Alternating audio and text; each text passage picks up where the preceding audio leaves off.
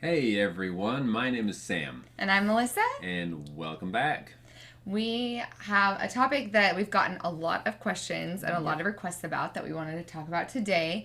And that is about getting married out there. And for those of you who are new, Sam is from the Fundamentalist Church of Jesus Christ of Latter day Saints, or the FLDS. They are in Colorado City, Hilldale area, Yeah. or they were. And they are known for being polygamists. Yep. So, Very well known as followers of Warren Jeffs. A lot of people know who he is, and so if we bring up his name, people will know. they Oh, know what group. Yeah, because there's more than one polygamous group. Yes. Yeah.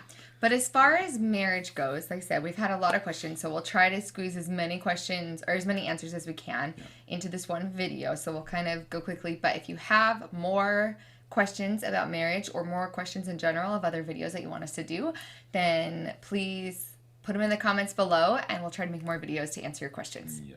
There's a lot of a lot of information when it comes to marriage because that's one of the biggest things that set that group apart from the rest of the world. Yeah, is continuing to practice polygamy, which is huge, even though technically it's illegal now. They still do it, which again we can get into a little bit. But the first question that a lot of people ask is, how old are people normally when they get married? Yeah, well, so that does vary. I know people that got married very young, and I know people that got married that were well into their 20s, late 20s. So it just kind of depends. It Okay. all depended on the leaders of the church or the prophet of that church. He would decide, and he would say that, he received revelation from God that now it was time to put this person with this person. For those of you that don't know, it's all arranged. Arranged marriage. None is decided by the person. It's all arranged by the leaders of the church of who marries who and how old you are when you get married. Yeah. So in fact, personally, members of my family, I know. Well, one of my sisters got married when she was about 19, and another one got married, just as an example, when she was 15. And Yeah. a lot of times too. So with polygamy in general, the way they do it is, you're worthy of more wives, and it's considered like a big honor to have more wives, Yes, which is why a lot yeah. of the prophets out there, like Warren Jeffs, had tons of wives. His father had tons of wives. Like we're talking in the how many? Well, I guess I'm opening up another story, but we'll get more into that, into this portion of it. But I have a sister that married married Warren Jeff's dad, which was Rulon Jeffs, and she was his 60th.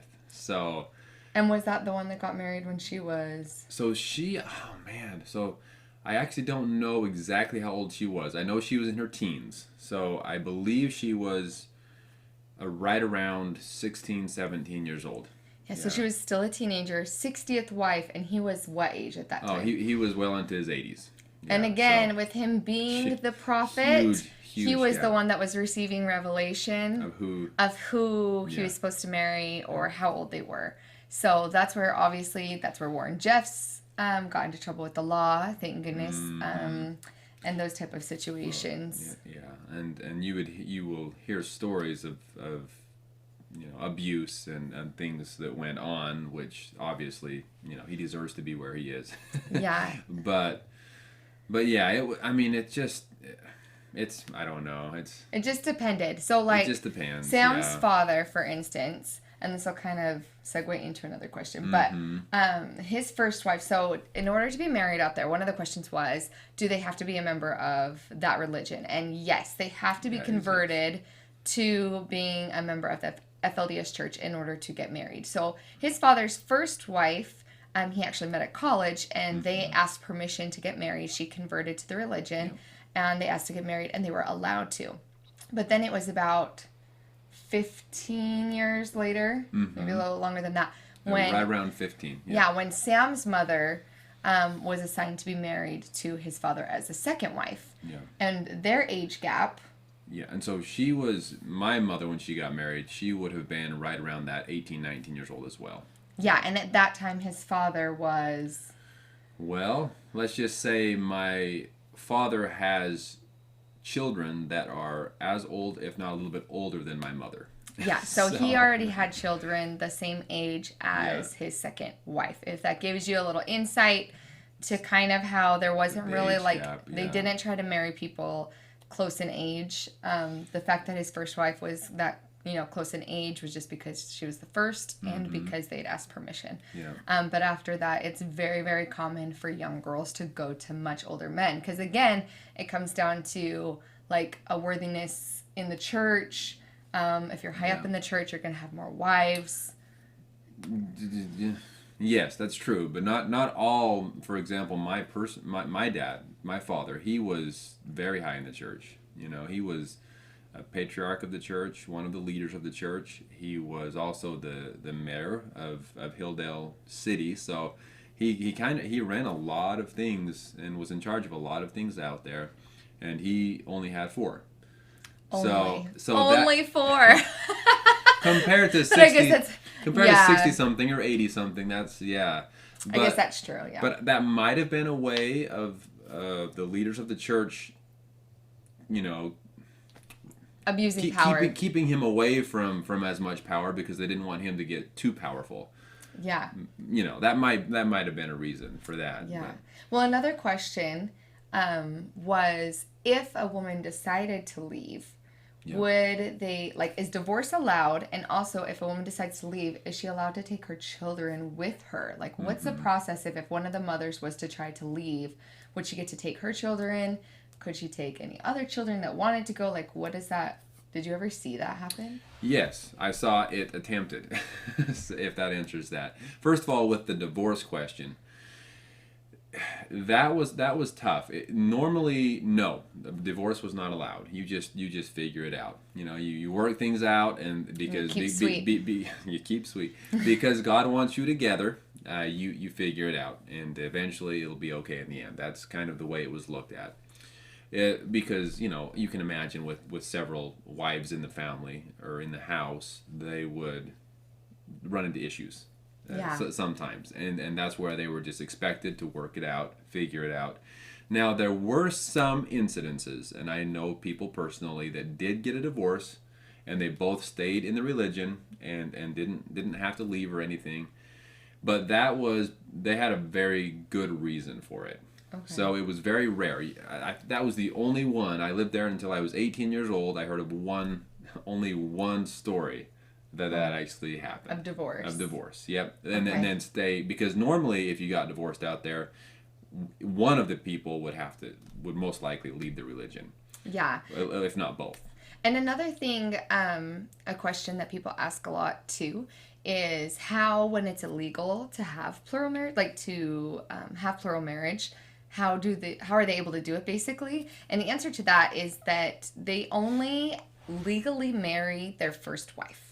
So after that, all the other marriages are done within the religion. So within the religion, obviously, that's fully sanctioned and binding. But as far as the law goes, they're only married to the first wife. Right. The law has no idea. Yeah, the law has no idea. Yeah. So as far as divorce goes too, if they're not actually getting a divorce from their first wife, there's actually like no legal action or anything that needs to be taken place. Or same thing if somebody leaves as well.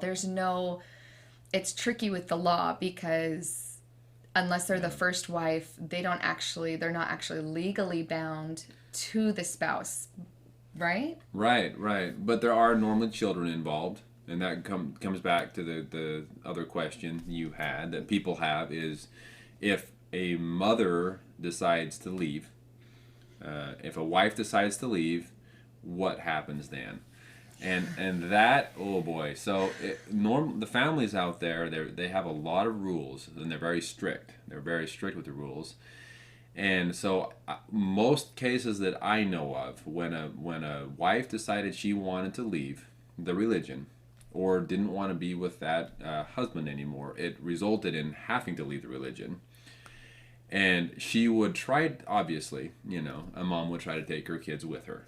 But it did not always work out. And in most cases, it didn't work out at all. Until the children were older and could make the decision on their own. Hey, I want to go. I want to leave as well and be with my mom. So that's, in most cases, the church would require that the children stay behind and stay with the family. And it was kind of a, there were some incidences that turned into a fight with the law of the mom trying to get her children back, and in some cases the religion and the family out there hiding those children so that they couldn't find them or bring them back. But the ones that I know of personally, in the end, the children decided to be with their mom. Most of them. Some children did not.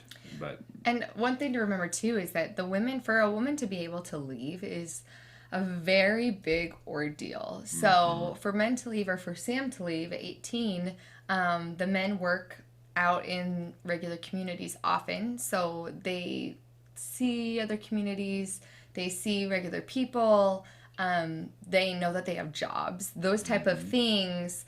They know, okay, if I leave, I'm still going to be able to find work. I have the ability to be able to provide for myself. But these women don't have that. So to be able to leave in the first place is a huge deal. Yeah. Secondly, the religion is really based mostly off of fear. Yeah. And so for a woman to leave, in her mind, not only would she be going to hell, but she's ruining her eternal family. So if the kids stay, behind, or if she tries to take them, like, it's separating eternal family. Right. So it's really a big deal for a woman to try to leave, no matter what the circumstance. Even if, like you said, even if there's abuse, even if there's other things going on, just because a lot of them don't have the support they need to be able to leave that situation. And they don't know any better. They don't know, they've been taught their whole lives to, as we call it, to keep sweet, which is basically just no matter what, you put a smile on your face and you deal with it. Yep. Because that's your job as a woman, is to keep sweet, listen to the men of the church, and keep having as many children as you can, because that's their purpose in life. Right. So just, kind of reminding, like, to be able to leave is a big deal at all. And more women have been able to leave, the more people leave in general, the more they have support systems to be able to leave. Like, he's had a couple sisters that have left, but to have sisters leave, out of the 15 of you that have left, only 2 of them have been sisters. Have been sisters. So it's much harder. It's more rare. Of course, the my family that still believes would say it's because the women are more righteous, more spiritual, more righteous. But yeah. Yeah. As far as marriages go, that's kind of how it works. And as far as how the arranged marriage kind of goes, do you want to kind of describe what it was like seeing your sisters get married off? Like, what is that process when they do call and they say, okay, so-and-so, like, what does that look like? Yeah. So it was very sudden. You in most cases, you didn't see it coming at all. And I'll just share one experience. We were sitting in the living room, dining room area, just talking as a family, and father got a call, and he walked out for a minute, and then he came back, and he asked one of my sisters to go with him, and they went into a room and talked for a little bit, and then came out and announced that she was getting married. And that was that, and we didn't know who she was getting married to. We had no idea who this person was, and she had no idea who this person was either. Yeah. And so, she was in her teens as well, right? In her teens, her teens. Yeah, so you can imagine. I mean, it was more common to see that kind of thing, obviously, growing up in it. But, man, now that I'm out, looking back, I can't imagine dealing with that as the women did. Yeah, I was going to say, how'd your sister feel about it? Like, was she excited, or was she scared, or was she crying? Obviously, they were nervous and not really knowing what to expect. I mean, they didn't know what to expect, but they did it willingly because that's what they felt was required of them, and that's the way they were raised. So they said, okay. And I believe it was a day later or a couple days later, we met the man that she was going to get married to. He came over to the house and picked her up, and that was that. They went off and got married and had children. That's So she was still in her teens. How old was the man that she got married to? So in this specific story, he was in his 40s, mid 40s. Okay, so she was in her teens. And she was his second wife. Okay. Yeah. So. But it happened. I mean, I have a lot of sisters, obviously, and it happened a lot. And probably one of the most interesting ones, the most interesting experience was my sister that married the prophet, the leader of the church. So when that also happened very similarly, where father got a call, he answered the call and came and told us the news. And in this case, we were all very excited. Like she's going to marry this person that we were taught to and looked up to our entire lives. I mean, just as a man of God, the one person on earth that could actually communicate with God. And so we were just, wow, this is amazing. This is amazing. I think back now, and I obviously think my sister was very nervous. Well, because at that time he was already, how old was he? Well, really? Like I said, so he would have been in his 80s. Yeah, so she was his 60th wife. So. She was still in her teens, and he was in his 80s. And so that one, is that the one where you said she was crying when she found out? Yeah, I mean, there were definitely tears. But, back then, and I don't know for sure, but I just assumed they were tears of joy. As a little boy, and your sister's getting to marry the prophet. As a young boy, And I remember all of us as he drove up in his Lincoln car to pick her up, and he just pulled into our driveway after we found out, and we were all looking, out the windows, and she went in and got in the car with him, and he just waved up the window at us and drove off. Sorry, go ahead. Yeah, no, I was just going to say, and they lived, I don't know, I mean, if you've never seen this place, they had a block wall around his house and property, and it was just huge. I mean, several blocks, just a huge 60 wives, you can only imagine. And he had children yeah. with all of them, right? I don't think so. No, not all of them? Oh, okay. I don't think he ever had any children with my sister. Oh, that's a little comforting. I don't know what happened behind closed doors, but I don't know if it was his age, but I don't think that he ever had any children with her. Okay. Not that I know of. I mean, you still just wonder what an 80-year-old man's intentions are marrying a teenage girl. Yeah. So. Yeah, it was exciting then, but looking back, I get you in the gut a little bit. Can't help but be a little bit frustrated about it for sure. Yeah. So, but man, there's so much to talk about when it comes to marriage, though, out there. I mean, it's one of the biggest questions people have. So we could talk on and on about how it was, how the relationship between my moms and father and just all the different. There's a lot of different aspects to it. Yeah. We actually have another video if you haven't had a chance to watch what it was like growing up with 4 moms. If you're kind of wondering what the dynamic was, having so many mothers and having so many wives in one house, then go ahead and look up that video. I guess my last question to kind of wrap up, though, is it did seem like a lot of older men ended up marrying these teenage girls. So what was it like people have asked before, by the way, Sam was never engaged, never married out there because he left when he was 18. Even if I joked about having several wives. It's not a thing. That didn't happen. But I never did. What was it like for the young men growing up? Did you feel like you were going to have a chance at somebody your age or like... So normally the man would get married when they were a little bit older, in their 20s, typically. Okay. And so...